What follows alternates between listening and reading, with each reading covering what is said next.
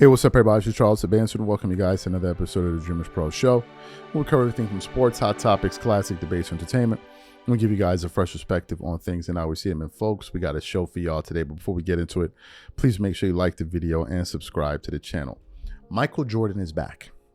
Michael Jordan is back, y'all. And this is what we're going to talk about. Before we get into it, please make sure you like the video and stuff today. So let's get into this right here. Is it just me? Or you can notice a shift in the energy right now. Yesterday we did a live reacting to some comments that Michael Jordan made, and it was jumping in there. Jumping. Ever since NBC dropped that first clip of Michael Jordan talking, the internet has been set on fire.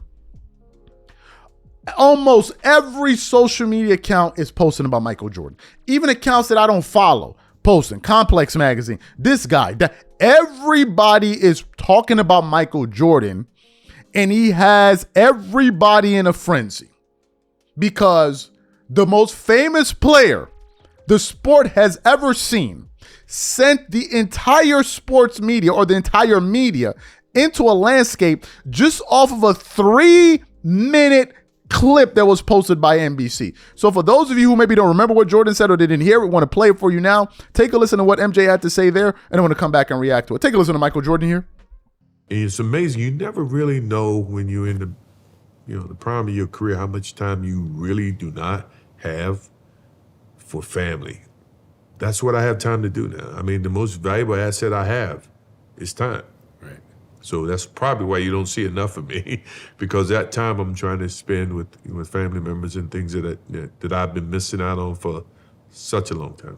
Do you ever pick up a ball and just shoot? I haven't picked up a ball in years. No, come on. Just like walk past. There's got to be a hoop somewhere at your place. You don't see a hoop anywhere around here, right? I don't. Like, seriously, the last time you picked up a basketball and shot it? I was at the Ryder Cup. Yeah. And I rented a house from the owner. Sure. He came over to do pictures. He had grandkids. And I was meet and greet and thank him for allowing me to stay in the house. And he had a basketball court. He says, I want you to shoot one free throw. I said, really? And I already paid for the house. It's not like he got to see me. So when I stepped up to shoot the free throw, it's the most nervous I've been in years. Stop it. In years. Stop it. Come on. And reason being is those kids heard the stories from the parents about what I did 30 years ago. Right. So their expectation is 30 years prior, and I haven't touched the basketball. I hope you switched it. Absolutely. I got the most gratifying that made my whole week is that I was able to please that kid, not knowing if I could. So you let us bring a camera or two to your place here to talk to you about basketball. Why do you want to share what you're thinking about basketball now? It's pay it forward. I have an obligation to the game of basketball, not financially.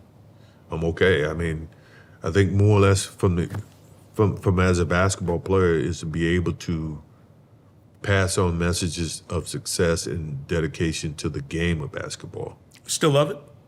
Love it like you wouldn't believe. I mean, in all honesty, I wish I could take a magic pill, put on shorts, and go out and play the game of basketball today. Because that's who I am. That's that type of competition, that type of competitiveness is what I live for, and I miss it. I miss that aspect of playing the game of basketball. Being able to challenge myself against what people see as great basketball. But it's better for me to be sitting here talking to you as opposed to popping my Achilles and I'm in a wheelchair for a while.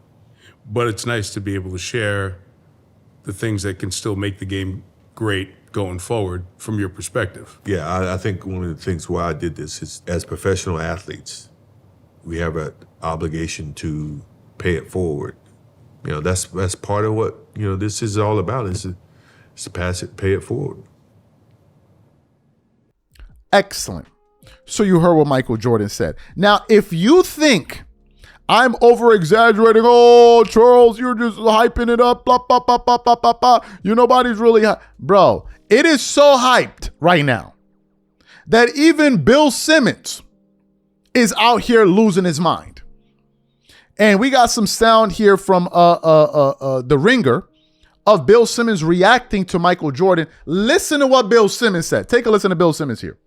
So they had this Michael Jordan thing. They've been playing it up a lot. They called it like degrees of excellence or insights in excellence. And it basically just turned out to be an interview with Mike Tirico that they probably filmed for 2 hours and they're just going to cut segments out of. I can't think of a single thing that happened during the halftime thing. And I realized like, it doesn't really matter what he says. His insights, his observations, his thoughts about the league. It just doesn't matter because anything he says, I'm captivated. He told some story about he rented a house and there was a basketball court. I don't even know what happened. And I was like nodding like, yeah, oh, this is great, Michael Jordan. I think the next one, he's going to come back and just be like, yeah, I went to dinner last night. I ordered a steak. I got it medium rare. I had 2 glasses of Pinot Noir and then I paid the check. That was insights of excellence from Michael Jordan. And like, that was great. Could watch him talk about anything. So he might be the first person who's ever been on a pregame halftime show where I literally don't care what he says. I just like having him around. It's just nice to have MJ.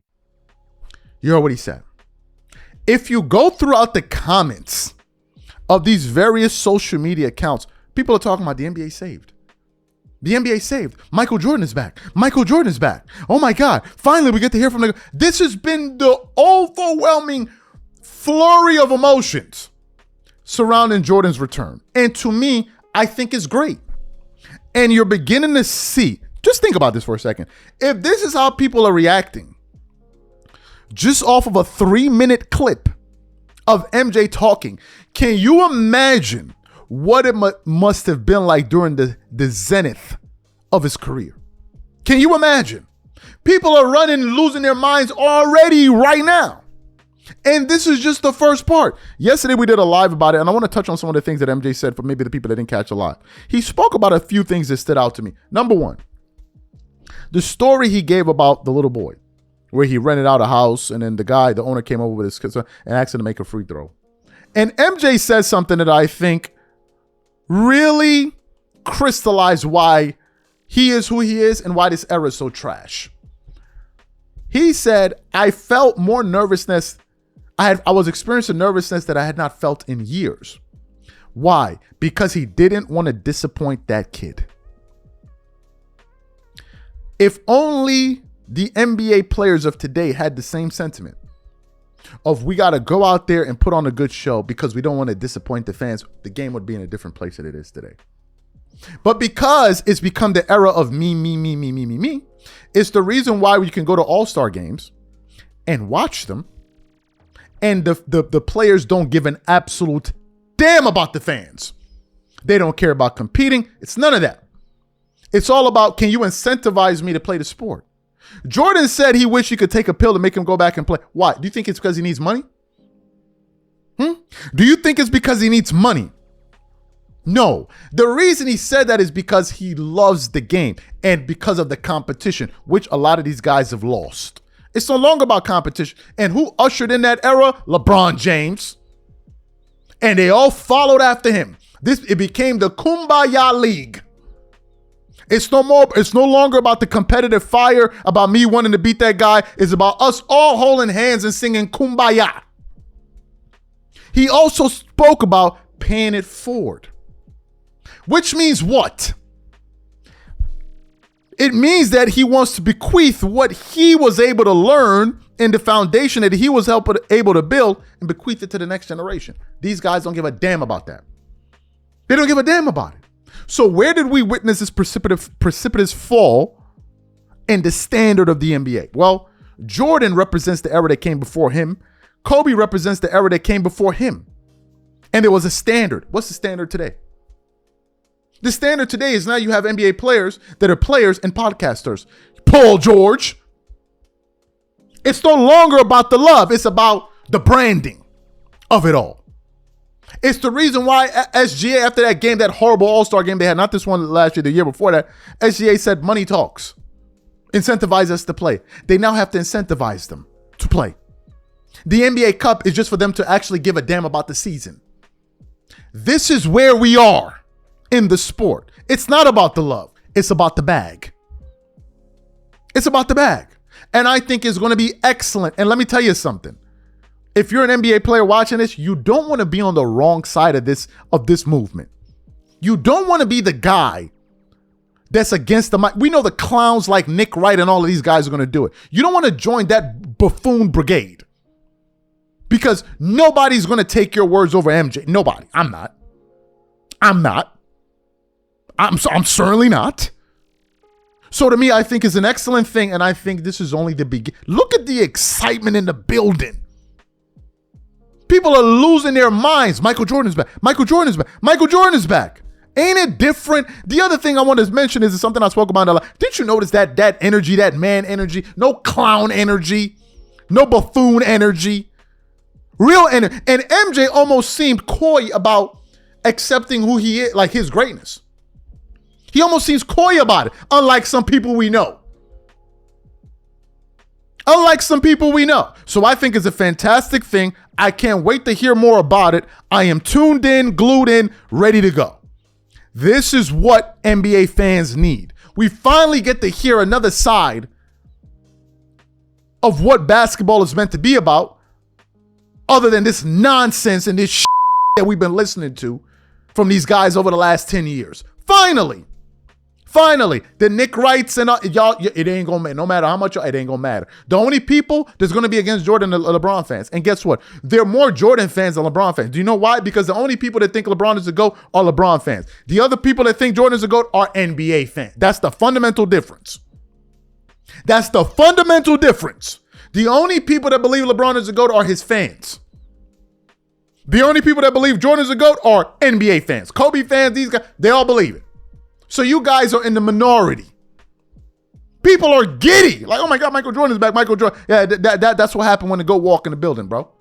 That's what happens when the GOAT walks in the building. These are my thoughts. Whatever you guys think, please leave your thoughts and comments in the comment section. And we'll catch you guys on the next show tomorrow. Peace.